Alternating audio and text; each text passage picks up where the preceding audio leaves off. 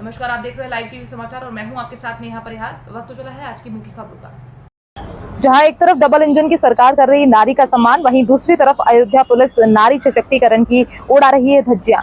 इकलौती पुत्री न्याय के लिए बड़ोदरा गुजरात से अयोध्या का लगा रही चक्कर। ये मामला कहीं और का नहीं बल्कि जनपद के नगर कोतवाली अंतर्गत लालबाग बीएसएनएल कॉलोनी फतेहगंज चौकी से जुड़ा हुआ है, जहां पर बताते चले कि मृतक महिला सरला मिश्रा की इकलौती पुत्री रागिनी आज मीडिया से मुखातिब होते हुए बताई बड़ी बात क्या कुछ कहा, जिसे हम वीडियो के माध्यम से आपको दिखाएंगे। कहा कि हमारी मां की शादी पूर्व 10 वर्ष पहले सुशील मिश्रा के साथ हुई थी, जो कि बीएसएनएल ऑफिस में कार्यरत हैं। वहीं साथ साथ मीडिया को यह भी बताया कि बीते कुछ माह पूर्व हमारी मां इलाज के लिए हमारे पास वडोदरा आई हुई थी। वहीं दूसरी तरफ सुशील मिश्रा के द्वारा किसी अन्य लड़की को बीएसएनएल कॉलोनी में रखा हुआ था, जिसकी जानकारी जब हमारी मां अयोध्या गई, जिसका विरोध करने पर आए दिन हमारी मां की प्रताड़ना दी जा रही थी, जिसकी जानकारी हमारे मां के द्वारा हमें फोन के माध्यम से बताई गई। और मेरी मां कह रही थी कि सुशील कहता है कि मैं तुम्हें जला के मार डालूंगा। हद तो तब हो गई जब सुशील मिश्रा के द्वारा मेरी मां को लालबाग बीएसएनएल कॉलोनी फतेहगंज में ही आग लगा दी गई। वही हैरान परेशान विवश मेरी मां रोती बिलखती हुई मेरे पास कॉल की, बेटी सुशील ने आग लगा दी है, जो मैं बातें बता रही हूँ उसको तुम रिकॉर्ड कर लो, तुम्हारे काम आएगी।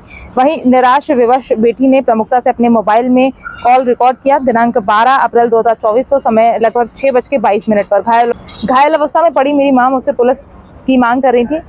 मेरे द्वारा डायल 112 को बताया गया, जिसकी जानकारी सुशील मिश्रा को नहीं थी। वह दूसरे दिन 13 अप्रैल 2024 को समय लगभग 10 बजे दर्द से तड़प रही सरला मिश्रा को सुशील मिश्रा ने लोकलाज के भय से जिला अस्पताल में भर्ती कराया, जहां पर इलाज के दौरान उनकी मौत हो गई। मेरी माँ को जो है 13 तारीख को ले जाके एडमिट की बात आपने बताया था, क्या है पूरा मामला?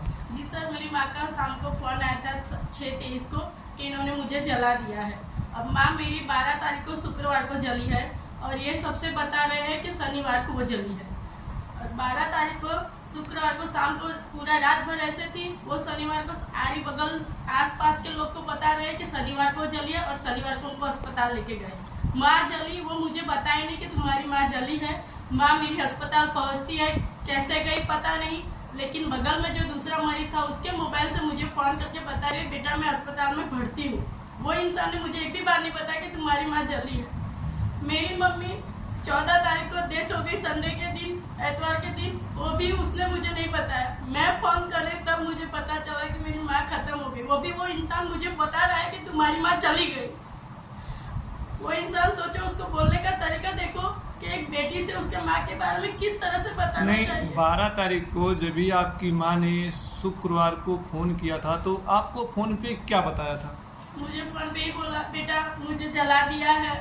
मैं जल्दी रो रो के मुझे बोल रही थी कि बेटा मेरी बात आप रिकॉर्डिंग करो, ये आपके काम आएगा।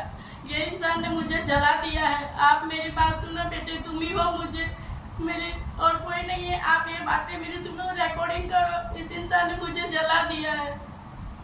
आज की खबरों में फिलहाल इतना ही। बने रहिए लाइव टीवी समाचार के साथ। नमस्कार।